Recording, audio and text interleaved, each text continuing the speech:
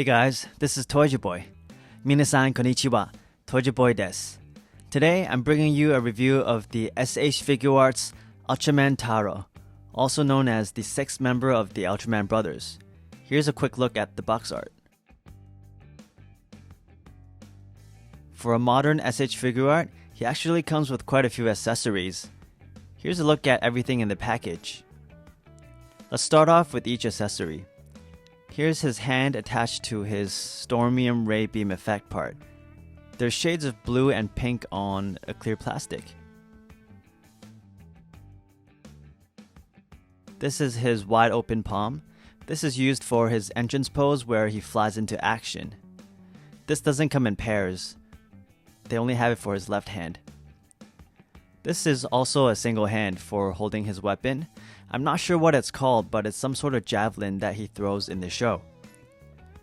He also has this single hand that's a little bit different from the typical karate chop hand. This one is used on his right hand when using the Stormium Ray effect. Now, the rest of the hands come in pairs.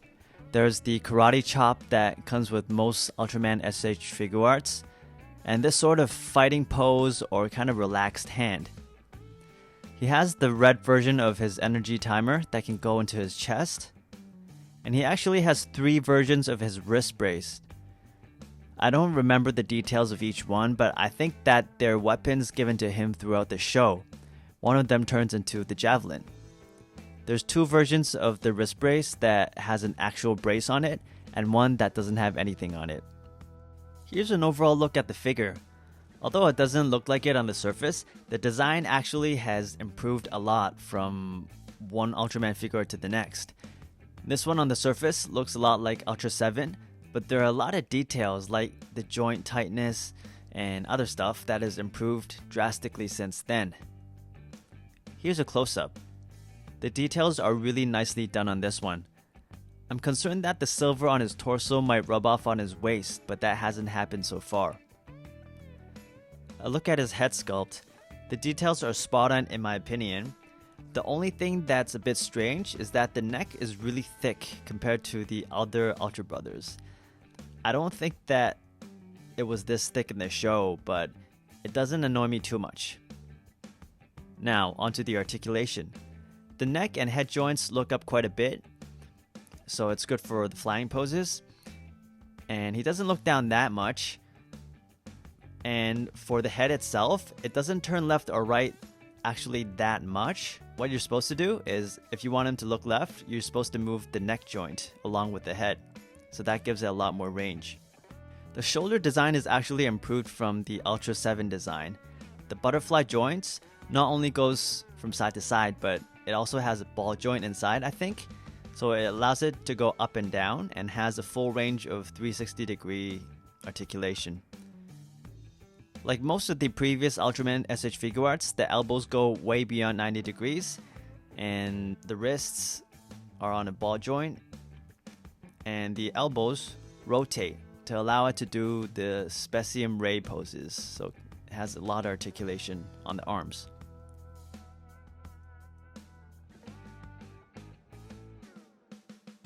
They increased the range of articulation in the waist, allowing it to bend backwards a lot more than before. Once again, I'm not sure if the silver paint here might scratch off, so I think that's a concern though.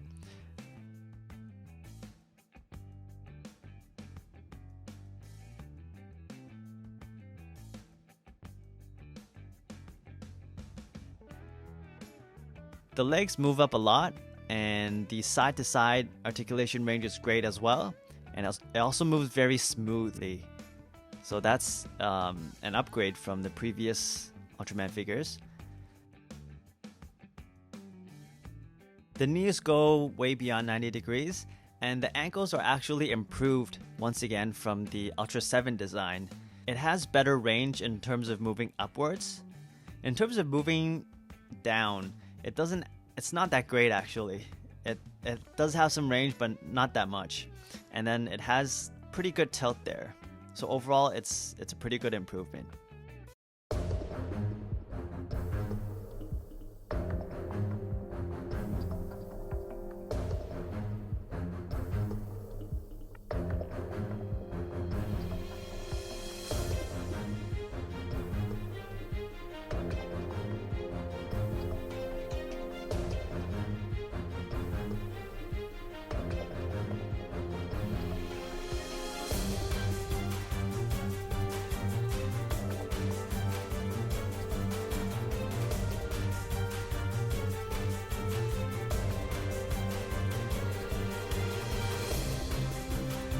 Here are some size comparisons.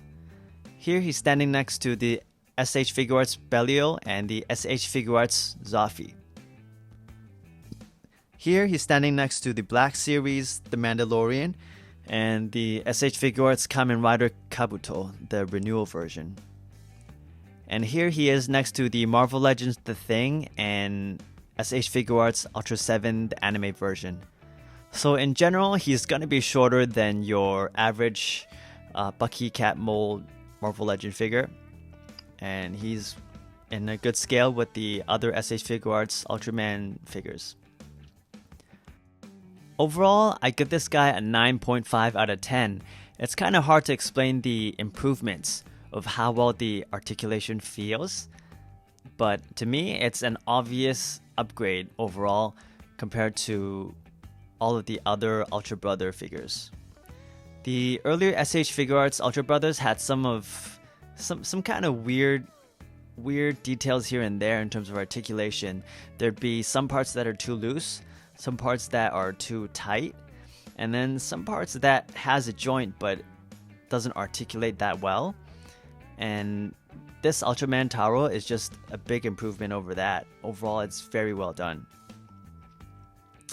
He also looks like he came straight out of the show, and the only thing that holds this figure back is how weird the neck looks. It looks really thick, and I compared it to some pictures from the show, and it doesn't look like that in the show. And the last concern I have is once again the silver paint on his torso, and the reason that I keep bringing this up is because on some of the more recent Ultraman Figuarts, such as the SH Figuarts Belial as well as the blue and red pair Ultraman, I have the blue one, and I don't even play with those two much at all, but the paint on the same spot around the torso is scratched off on those. So I think that is a possible concern, so we'll see if that happens. Anyway, hope you guys enjoyed this review, and thanks for watching. If you guys enjoy action figure reviews, as well as action figure stop motion videos, feel free to subscribe to my channel and just take a look around, see if there's anything you enjoy. See you guys later. Ja mata.